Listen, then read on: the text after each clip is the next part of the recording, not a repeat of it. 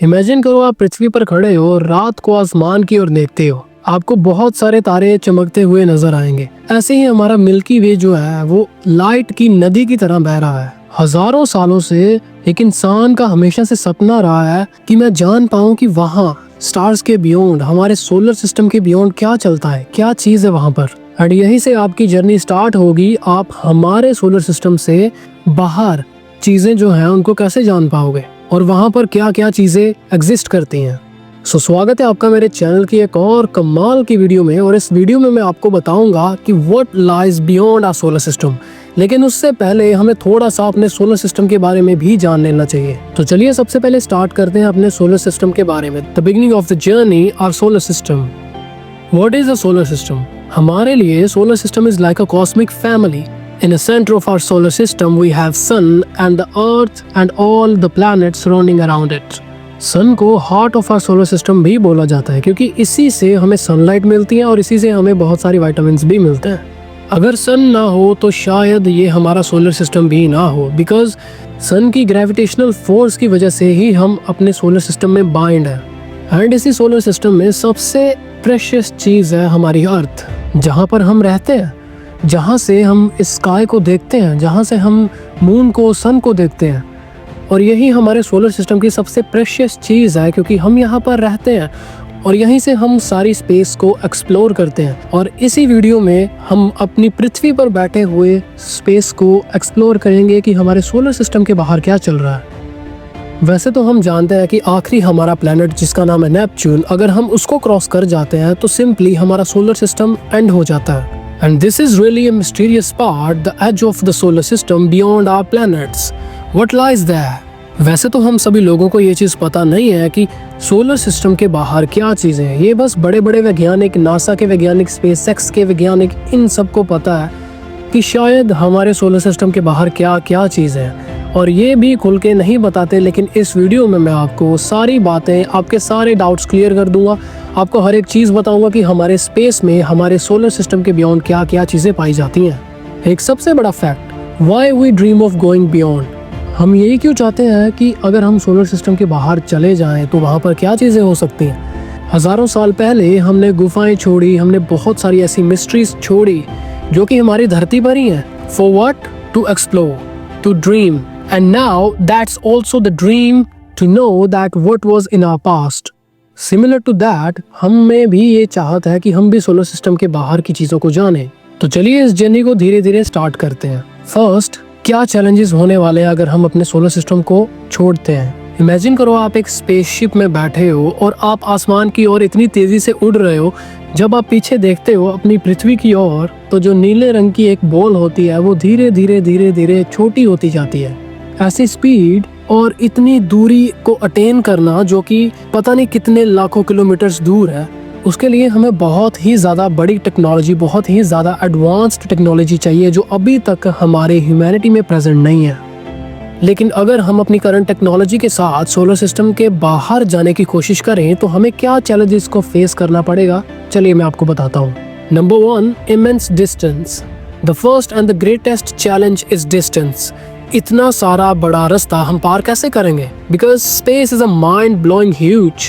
पहले तो हमारे अर्थ से लेके मून का डिस्टेंस तकरीबन 3,84,000 किलोमीटर्स है और ये डिस्टेंस को आसानी से रीच करने में हमारे एस्ट्रोनॉट्स को कम से कम 3 दिन लगते हैं। Sounds amazing, right? Sound simple, लेकिन इन कॉस्मिक टर्म्स ये कुछ भी नहीं है। सिमिलरली हमारा सन से डिस्टेंस है 150 मिलियन किलोमीटर्स, जिसको 1 एस्ट्रोनॉमिकल यूनिट भी बोलते हैं। और अगर हमारा सन से डिस्टेंस 1 एस्ट्रोनॉमिकल यूनिट है जो 150 मिलियन किलोमीटर है, तो हमारा सोलर सिस्टम का ओवरऑल, अगर हम सोलर सिस्टम को पार करना चाहें, उसके एंड पर जाना चाहें, तो उसका डिस्टेंस है 1 लाख एस्ट्रोनॉमिकल यूनिट, यानी कि 1 lakh multiply by 150 million kilometres, and that's called a light year of travel. और अभी की टेक्नोलॉजी के साथ जो हमारे पास स्पेसक्राफ्ट हैं, उससे तकरीबन हमें 75,000 साल तो लग ही जाएंगे।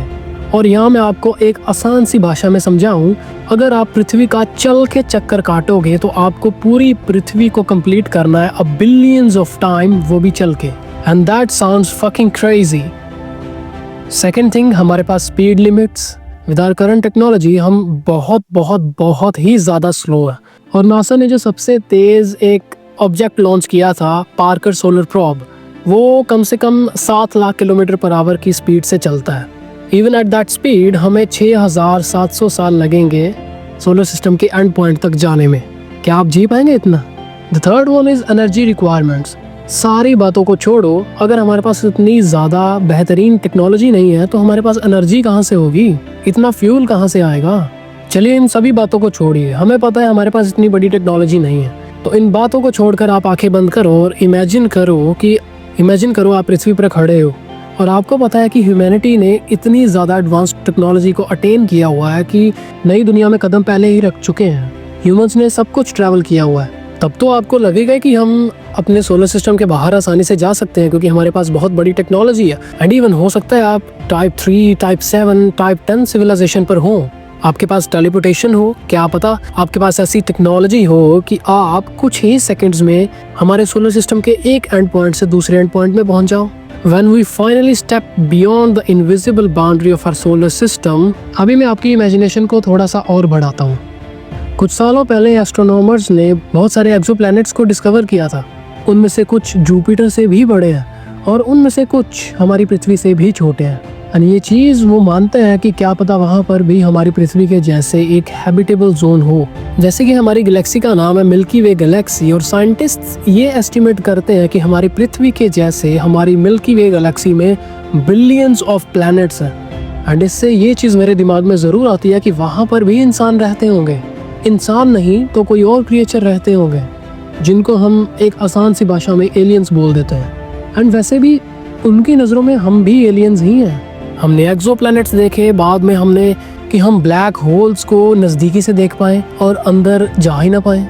ब्लैक होल तो एक सिंपल सी चीज़ है जो आजकल बहुत ही ज़्यादा पॉपुलर है, लेकिन कुछ चीज़ें जैसे कि नेब्यूलास, जैसे कि हमारे नर्वस सिस्टम का सेम टू सेम दिखने जैसा एक स्पेस में डिज़ाइन सा होना, जिनको हम क्लाउड्स भी बोल सकते हैं, स्पेस के क्लाउड्स।